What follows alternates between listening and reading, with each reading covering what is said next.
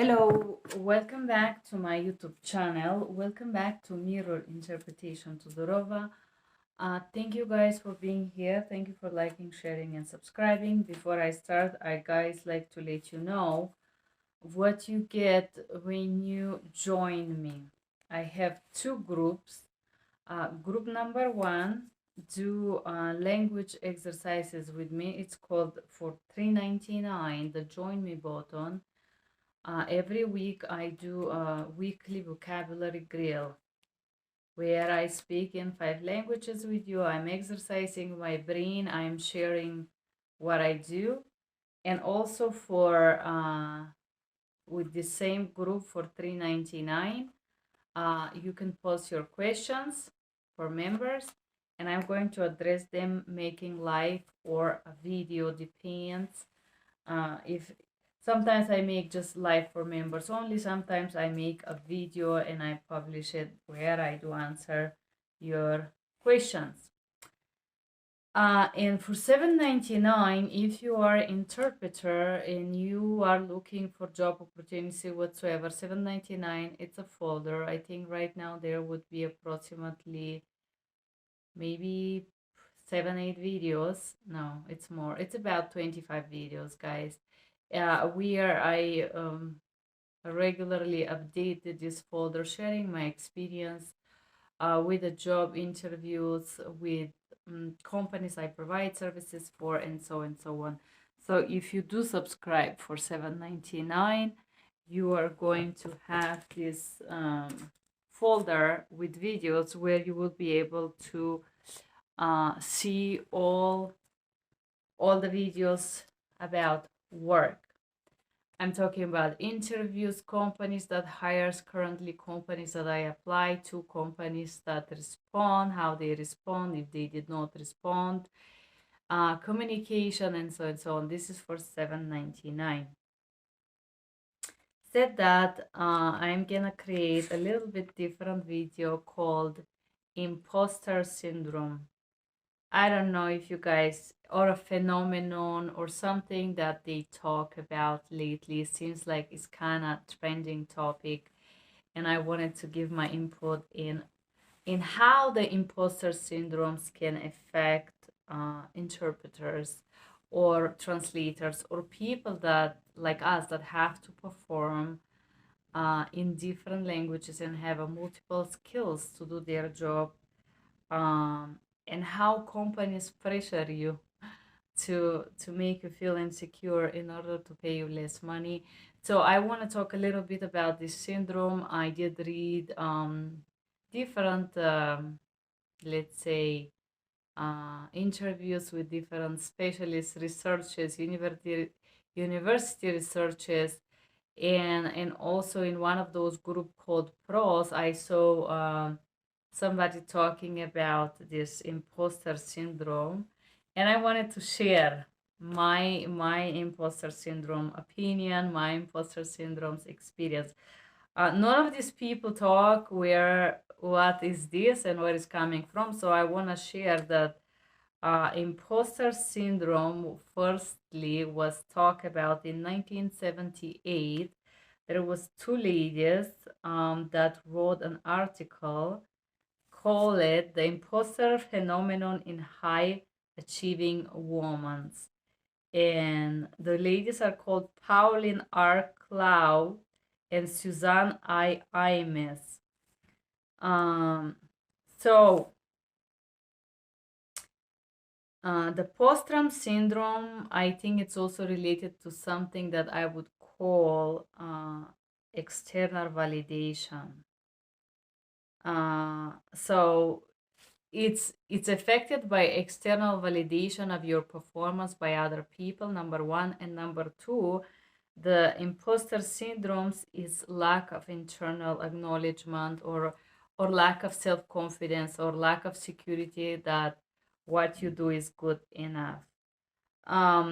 Although it's a phenomenon, I read quite a lot of articles, is not considered mental illness yet. It's just considered phenomenon or something that people experience, ladies experience, I bet gentlemen experience too, these syndromes.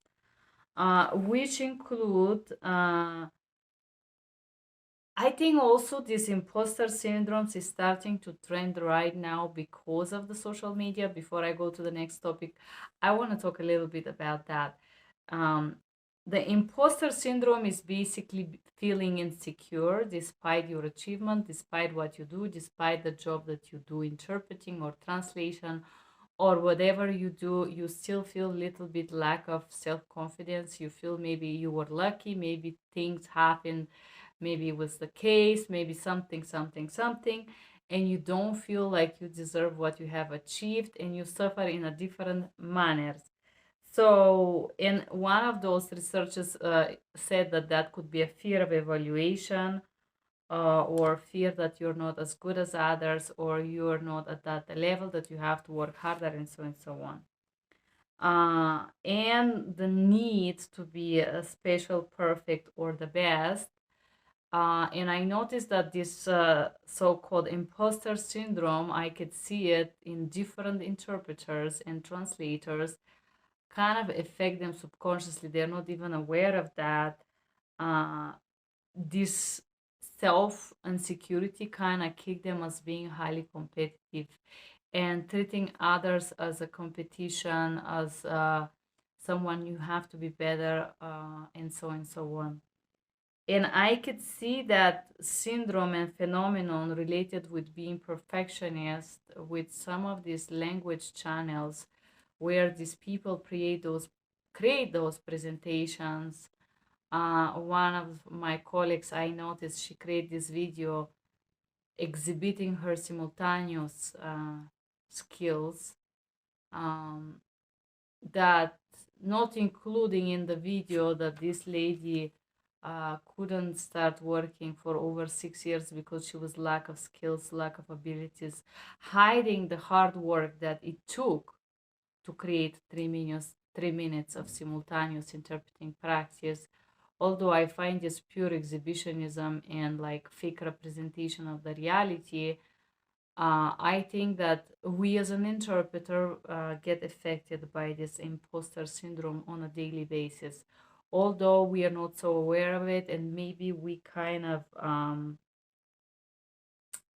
fear to admit it, but I definitely can see that even I have so much experience, and I feel like my work is worth millions of dollars. I'm convinced of that. I had a certain clients that would literally like drag me to the ground and make any possible effort to convince me that I am worthless and I am terrible and what I do is just worse. It's just so bad. So the second thing that I see a lot of young interpreters or new starters suffer with, and I think this, I will call this imposter syndrome once again. This comes from this comparing with other people and comparing and having these expectations, setting an expectations. This company that trains you and they try to set up an expectations. Unfortunately, some of those company doesn't stand behind the standards that they preach. Here in USA, I am sad to admit that this is a fact, this is a truth.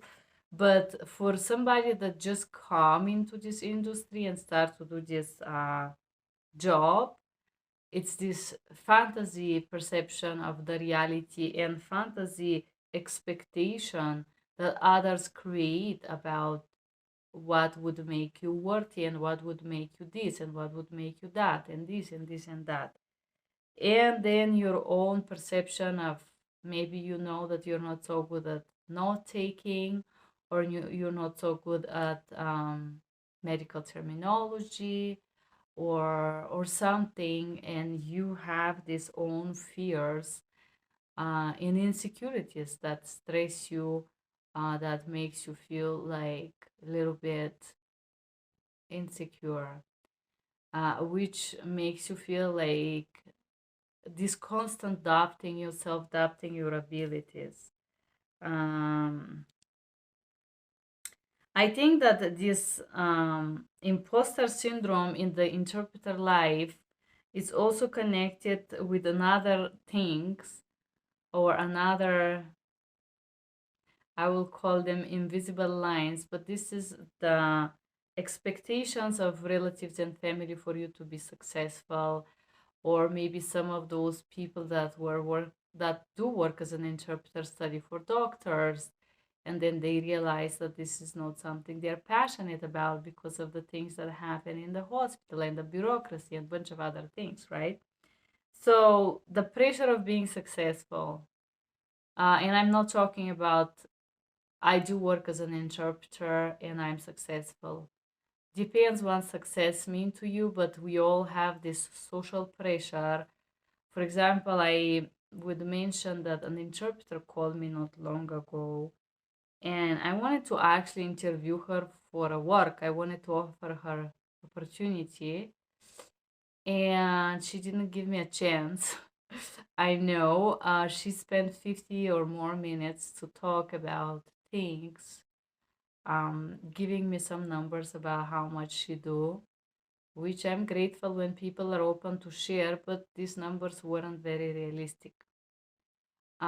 So I know that a lot of interpreters and translators do share some extremely high numbers and tend to make you feel that they are more successful. And although you do the same language, they do like way more than you, and the same job, the same company, and how is possible they take $20 more than you or something like that. um, this thing does create this imposters phenomenon. I think in a lot of interpreters that feel insecure, although they have experience, they work, they have certifications, they do feel lack of self confidence. And I think this is a result of the industry also as an interpreters. And a result of lack of trust between interpreters, which companies like to create here in America. If you dare to share how much you receive, uh, and like if you do the same languages, why one interpreter received $20 and somebody received 35? The difference of the work these people put behind. I have interpreter that I pay $20 for Russian and somebody I pay 35. And I would tell you the difference was that the $20 translator literally missed half of passage of a page. And the $35 interpreter wasn't deserving this money either because she had problem with her payment method. And sadly, and I don't want to work with someone who doesn't check their payment method. But I am willing to pay more money to somebody that is more qualified, and it's easy and pleasant to work with him in each step, starting during the work. I know they are ready, and I could see they're ready, and they put the work behind what I do. And then in the end, when I have to pay them, I don't have this 25, 35 emails because their payment method didn't work, and I don't have to find 30 type of payment methods because their method didn't work, but they insist to use it. So the I know that there is this social pressure and the syndrome of this imposter syndrome in the interpreting and translating does exist, and people are not willing to openly discuss that because they are afraid to look insecure. People are afraid to look low. I will also tell you that I was helping someone. I don't know why he popped in my head. I helped this person. He was homeless, but he was intelligent person. At least look that. I don't think he's very. Um, there is a different type of intelligence. There is intelligence when somebody is uh, have a colloquial to speak in different topics and have read a lot and is interesting to talk to, and there is this intelligence that is expressed, which mean that person use their own personal intelligence to achieve something in their life and be happy where they are with their position. So I was helping this homeless person, and he was speaking languages. He looked very intelligent, like literally genius person. And I was thinking that life is not shared, and that he really back then I was convinced that this person deserved help, and he just need a little help. That was my convince back then. And that's a story time actually. And then after knowing this person for some time, I realized that this person is just lazy. He doesn't want to work and he doesn't want to do much. But although I did kind of try to give him my input, he did already speak the languages and he started working as an interpreter. Um, I don't know, maybe a few months ago, this person told me that he's taking more than $1 a minute for certain language, which obviously it's a lie. I will tell you why. Because he doesn't have no certifications, no training, no testing.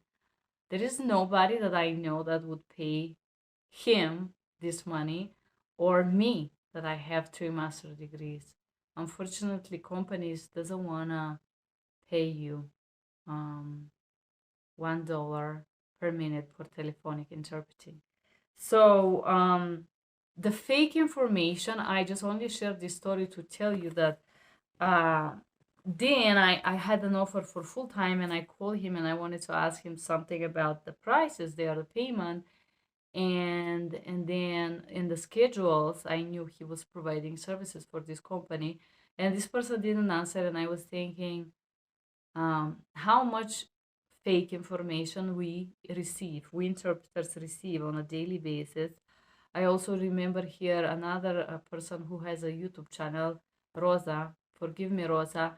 But Rosa also gave me a misleading information about a company called Sosi, telling me that they pay $50 an hour, this company here, which is not true.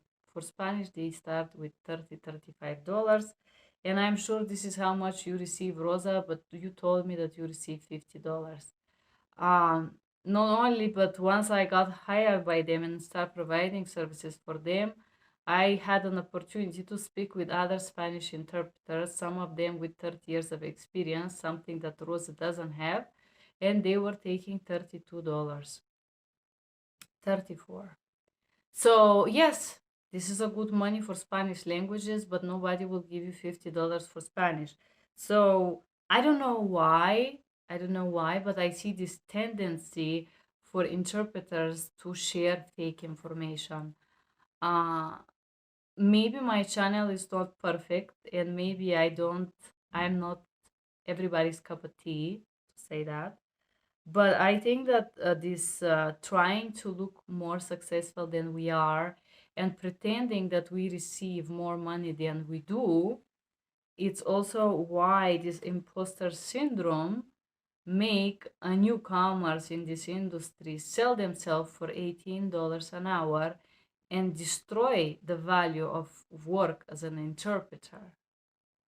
This is because we, older interpreters that have more experience, give these fake numbers. Although I will tell you that I know interpreters, I would say, William, hi, sweetie. William, I have profound respect for this person because he is honest person. He's very valuable person. And we know some companies wouldn't pay you more than $20, and this is truth. And sometimes if you need money, you agree to work for $20 even if you know that your job costs more. And there is nothing shameful to admit that you get $20 for a job that costs 30. There's nothing wrong with that. I think it's very inappropriate to share fake perfect information. As some of these people that I mentioned here, I don't know why they share this misleading information. Unfortunately, my brain is like elephant brain. I remember a lot of things that when I hear them. So the the pressure and the fake information that we receive on a daily basis from other people also give us this imposter syndrome or phenomenon. They affect us, like you're thinking, oh my goodness, so if I don't take this money, this means that I don't deserve it, this means that I'm this, that I'm bad, that I'm and so on. In 1993, they made another research. I mean, this syndrome is being like researched quite a lot of times from different university, and I think something very interesting that it really kind of hit me here was that they find out that people suffer this phenomenon, imposter syndrome, when they haven't received support from their relatives and families when they were little. I would say that the effort that take to learn another language is extreme. I don't want to say to the level you interpret like a mother tongue, but this is a lot of work. And because there is not such a thing as an interpreter unity, interpreter group where interpreters help interpreters, something that I'm trying to create here in my YouTube channel, but not with this fake idea of I'm so great, I am like a goddess beyond you ages, and you little interpreters gotta admire me from my perfect videos and my perfect. I am not perfect, and the reason I know I can do great content and make it like boom, like perfect. I don't want to be perfect. I don't want to make this perfect fake content, because the matter of the fact is that when you go to work, you're not perfect. There is no such a thing that you will know all the terminology in the world. There is not such a thing that you will go to appointment and you will not learn anything. And if you go with this cocky attitude that you are the one that knows everything, you are just poorly mannered person. There is no, you can never be that proficient in any kind of a medical field or any other kind compared to person who spent 12 years in the university plus getting experience every day. You can never be to, I just want you to know, guys, that you can never be to the level of the doctor. If the doctor is passionate about their profession, of course. So no matter how much terminology and how great you are in something, what makes you a great interpreter is not your terminology knowledge, because you will never be at the level of the doctor in terminology. You would not be at their level ever, because they do this every day for many, many, many years, plus the time that they put to study this terminology. This is not your goal. And the self-monitoring and all these monitorings that happen in our profession, they don't have for a goal to monitor your medical terminology or your note-taking skills. I don't want to say that, I don't want to say be lazy and don't study. I do study every day, and if you're a member for $3.99, you could see that I do those exercises every week for the words that I don't know in 5 languages. And I do it because I love what I do, and I do it for myself. This is my brain exercise. So the self-monitoring should be a tool in what direction you should work. It shouldn't be a tool to measure your imperfections compared to all those perfect people that you see out there, all those great, cocky people that contact you, or just you happen to meet them and give you this fake information about how much they receive. And I know a lot of people value their work in the amount of dollars they receive. Unfortunately, our work as an interpreters, I would tell you, interpreters doesn't even receive 1/20th of what this work is value is. Some of these calls cost $275 an hour. I don't know any interpreter except myself and a few other people in Europe who haven't received this amount per day or per hour. I haven't received this amount per hour. I have to admit, I don't know anyone who has received 275 per hour. Yes, I have received them per day, of course, but per hour, no. So if I know that, for example, Bosnian or Turkish language costs $300 an hour, and I could see that X company contracted this language for $300 because it's rare, and you receive 18, but all the interpreters around you tell you that they receive 15, you gonna feel like you're the bomb because you don't know how much your work costs. But a lot of these interpreters and translators will give fake information. Sometimes it's a strategy. So you will ask a higher price. I had similar experience. You ask the price you want to ask, and then they tell you, well, we are sorry, the other interpreter will do the same job for less money, $30 less, or $10 or $5 less. So this lack of support between interpreters create these imposter syndromes. And I think every person who mislead and give fake information about how much they receive is responsible for that. I am pretty open about what I receive, and if you subscribe for $7.99, you could see how much I ask when I get interviews, and sometimes I get contracted for what I want. So the lack of support in our community obviously affect us. And then they separate the scientists. I'm going back to the science again. They separate these imposter syndromes in 5 different ways of expressing that. One is called superhero. Superhero for imposter means person who is trying to do a lot, trying to do everything, overdo and burn out. I have this experience with Siracom to burn out. And I will tell you, if you contract yourself for $17 for, let's say, French or Spanish or something like that, here in the USA, you will have to overdo. Every second that you are on the clock, you're going to have a call because you're the cheapest interpreter and you will get the job first. But me, if I'm contracted for $35, I would probably work 1-2 hours a week and do more money than you do in an entire week. So this superhero, it's happened. I have this experience, or sometimes company after COVID, a lot of companies lose interpreters and they were hiring. And when they hired you, you were the only one there and it was very, very busy.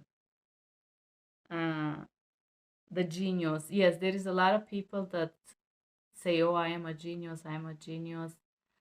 Some of these channels that want to show you how funny and smart they are, all of them copying, making copy of what other people do.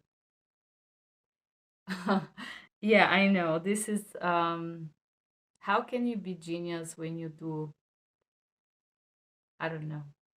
I'm just gonna keep this to myself. And then a lot of these interpreters are experts. They want to teach you, train you. I have noticed a lot of interpreters would call me and talk for hours. They just want somebody to listen their expertise, but at the same time, it seems like they lack of self-confidence and they kind of want to compete with other interpreters. The perfectionist, being perfect. I know a lot of new starters, new interpreters are afraid that they're not good enough, that maybe they miss a term, they forgot, oh my gosh, the notes, and so.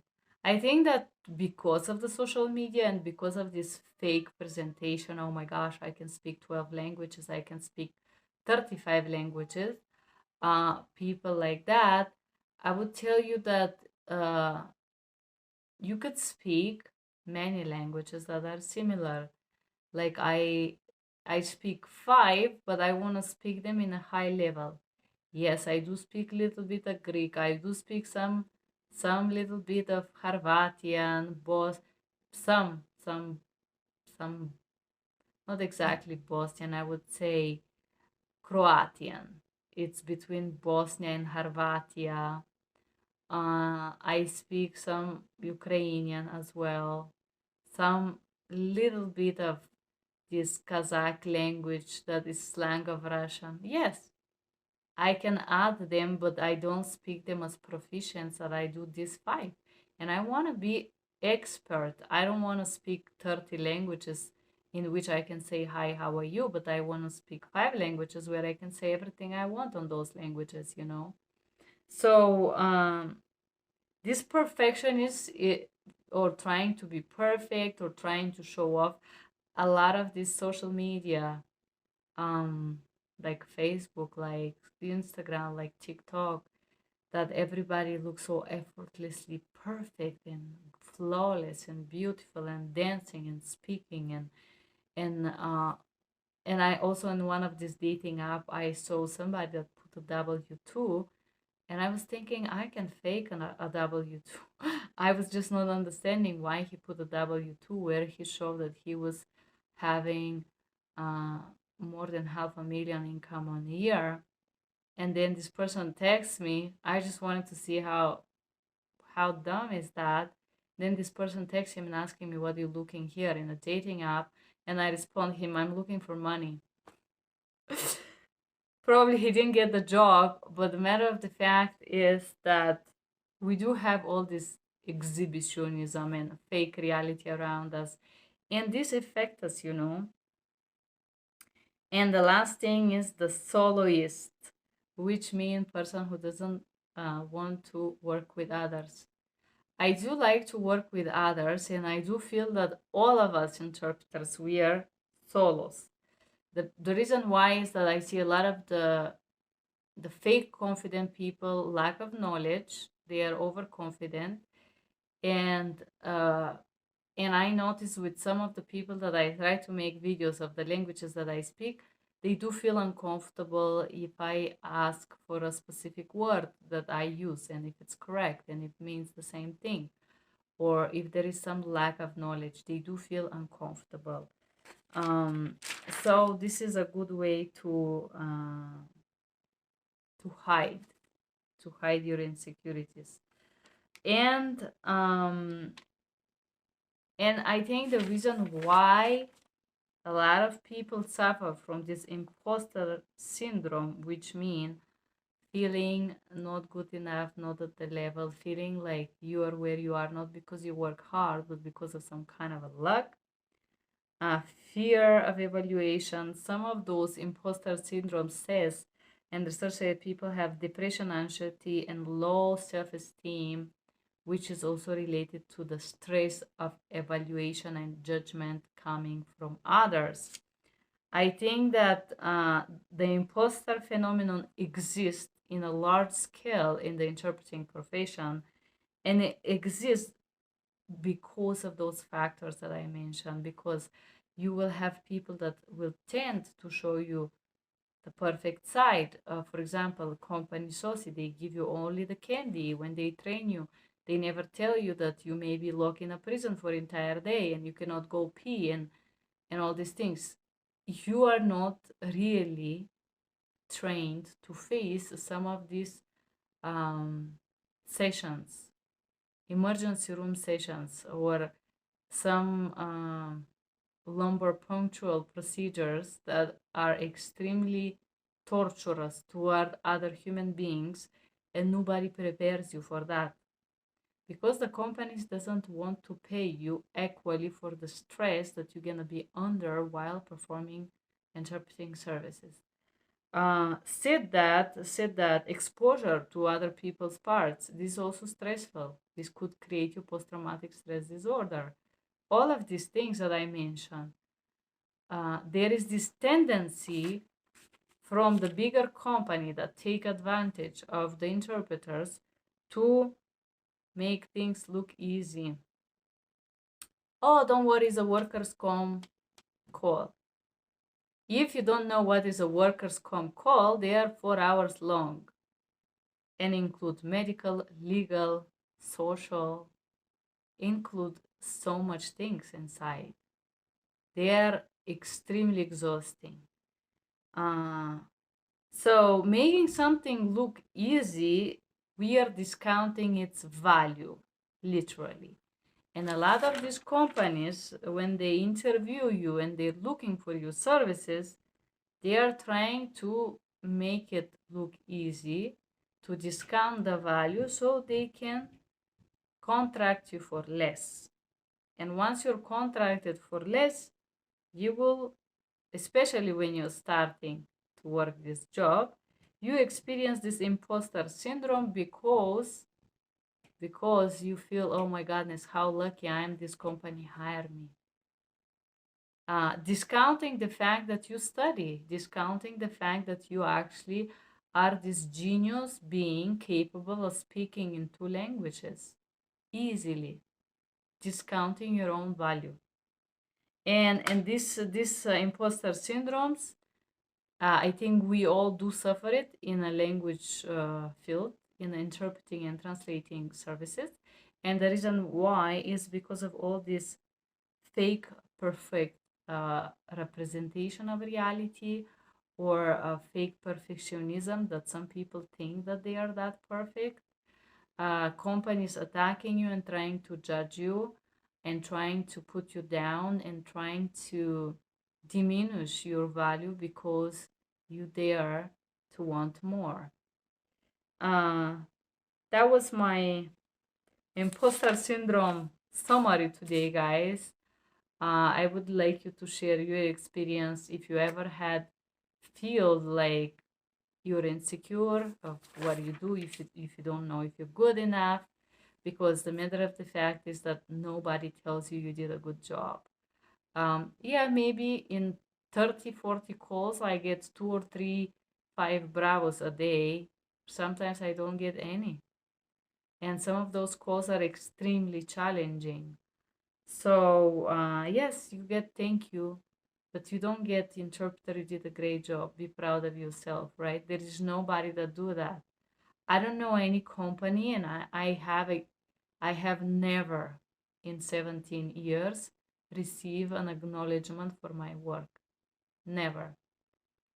I will tell you, I did a lot of emergency call. Yes, I haven't received one congratulations, bravo, or anything like this.